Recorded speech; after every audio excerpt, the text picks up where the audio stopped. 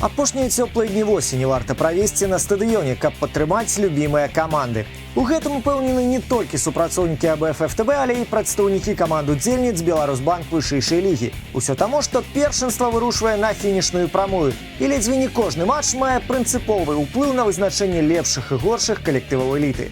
Каб не згубіцца ў каляндарных вірах, прадстаўляем вашай увазе 3 найбольш цікавыя змаганні вікенду.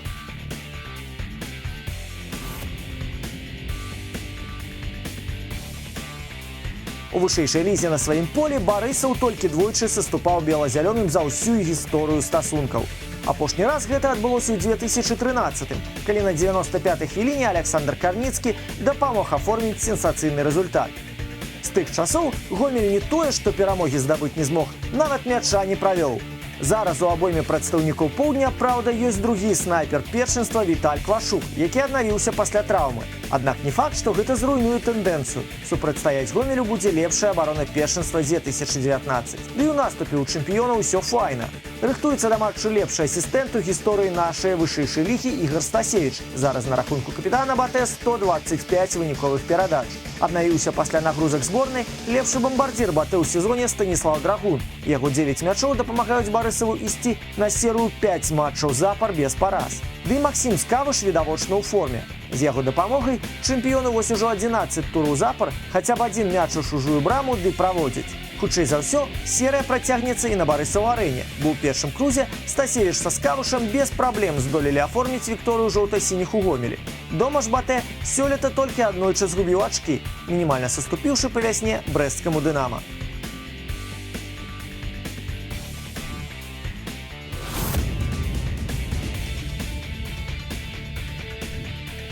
Увесну Віцебск выбіў мінскае «Дынама» з розыгрышу Кубка Беларусі і сам дайшоў па турнірнай лесвіцы ажно да фіналу. Праўда, надалей не здолеў пратрымацца на ўзроўні. Што еўракубкавы выступ, што выступ у чэмпіянаце атрымаліся пасрэднымі.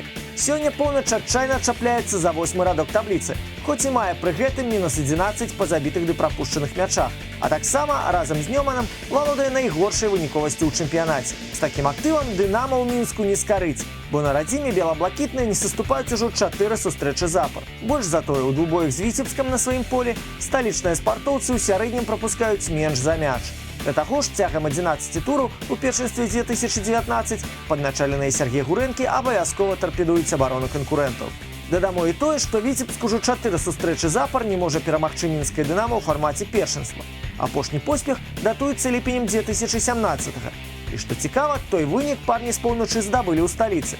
Як то адбудзецца на гэты раз, калі падначаленыя Гурэнкі павінны біцца за 3 ачкі, каб захаваць хаця б тэарэтычныя шанцы на працяг барацьбы за чэмпіёнства.